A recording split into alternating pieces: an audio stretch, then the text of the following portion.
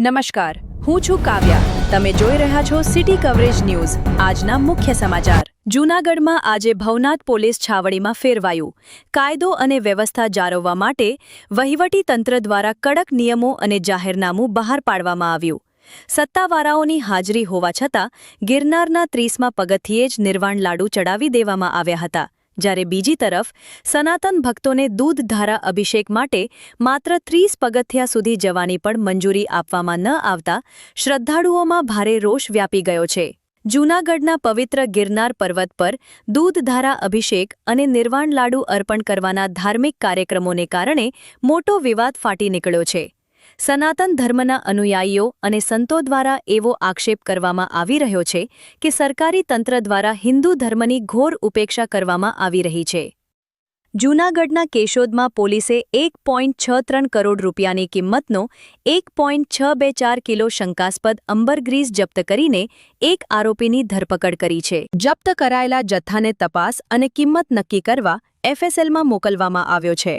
પોલીસની પ્રાથમિક પૂછપરછમાં ઝડપાયેલા આરોપીની ઓળખ બોટાદ જિલ્લાના ગાયત્રીનગર વિસ્તારના રહીશ વૈભવ અશ્વિનભાઈ શરીકે થઈ છે. પોલીસ અને વન વિભાગના સંયુક્ત નિવેદન અનુસાર આરોપી પાસેથી 1 કિલો 624 ગ્રામ જેટલો શંકાસ્પદ અંબરગ્રીસનો જથ્થો, એક મોબાઈલ ફોન અને એક મોટરસાયકલ જપ્ત કરવામાં આવ્યા છે.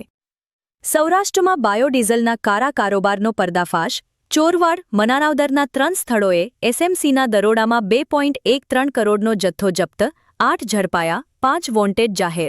જૂનાગઢ જિલ્લામાં ગેરકાયદેસર રીતે બાયોડીઝલનું વેચાણ થઈ રહ્યું છે. જે અંગેની બાતમી મળતા ગાંધીનગર સ્થિત SMCની ટીમે ગડુમાં 2 સ્થળે અને માણાવદરમાં 1 સ્થળે દરોડો પાડ્યો હતો. દરોડા દરમિયાન 28.21 લાખના બાયોડીઝલ સાથે કુલ 2.13 કરોડનો મુદ્દામાલ કબજે કર્યો છે. દરોડા દરમિયાન 8 શખ્સ ઝડપાઈ જવા પામ્યા છે, જ્યારે 5ને ફરાર જાહેર કરી તેની શોધખોળ હાથ ધરી છે.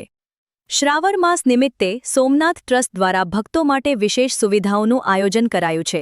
આગોતરા બુકિંગના ધસારાને ધ્યાને રાખી સામાન્ય ભક્તો પણ પૂજાનો લાભ લઈ શકે તે માટે માત્ર 51 રૂપિયામાં 9 સ્લોટ અને 3 યજ્ઞશાળાઓમાં મહામૃત્યુંજય યજ્ઞનું આયોજન કરાયું છે.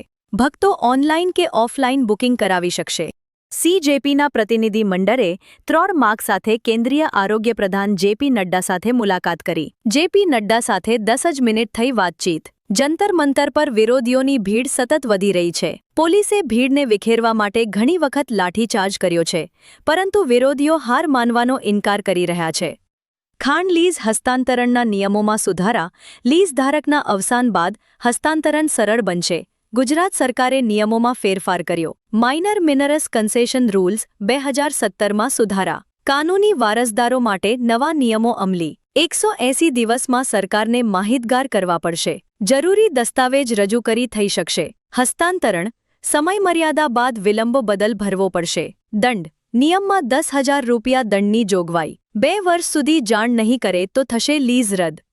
દર્દીના ડિજિટલ હેલ્થ ડેટા શેરિંગ નિયમ ભંગ કરતા ગુજરાતની 14 કોલેજને NMC દ્વારા કોલેજોને નોટિસ ફટકારાઈ. દર્દીના ડેટા અપલોડ કરવામાં બેદરકારી દાખવતી કોલેજો સામે કાર્યવાહી. અમેરિકા અને ઈરાન વચ્ચે વધી રહેલા સૈન્ય તણાવ અને અસ્થિરતાને ધ્યાનમાં રાખીને ભારત સરકારે પોતાના નાગરિકો માટે નવી ટ્રાવેલ એડવાઇઝરી જાહેર કરી છે.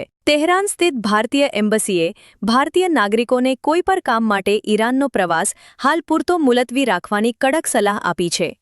સોશિયલ મીડિયા પર કાળો કોટ પહેરીને પ્રચારાત્મક વિડિયો, રીલ્સ અને અન્ય ડિજિટલ માધ્યમો દ્વારા ક્લાયન્ટ મેળવવાના વધતા પ્રયાસોને ધ્યાનમાં રાખીને બાર કાઉન્સિલ ઓફ ઇન્ડિયાએ વકીલો, કાયદાના વિદ્યાર્થીઓ, ઇન્ટર્ન તથા કાનૂની વ્યવસાય સાથે સંકળાયેલા લોકો માટે 37 પાનાની નવી ડિજિટલ આચારસંહિતા જાહેર કરી છે. આ માર્ગદર્શિકા હેઠળ વ્યવસાયિક પ્રચાર, કોર્ટ કાર્યવાહી સાથે જોડાયેલી સામગ્રીના અનધિકૃત પ્રસારણ તેમજ આર્ટિફિશિયલ ઇન્ટેલિજન્સ AI ના ગેરઉપયોગ પર સ્પષ્ટ પ્રતિબંધ મૂકવામાં આવ્યો છે. સિટી કવરેજ ન્યૂઝના ડેલી અપડેટ માટે અમારી ચેનલને લાઇક કરો, શેર કરો અને સબસ્ક્રાઇબ કરો. આવતીકાલે ફરી મળીશું નવા સમાચારો સાથે. City coverage news, Junagadh.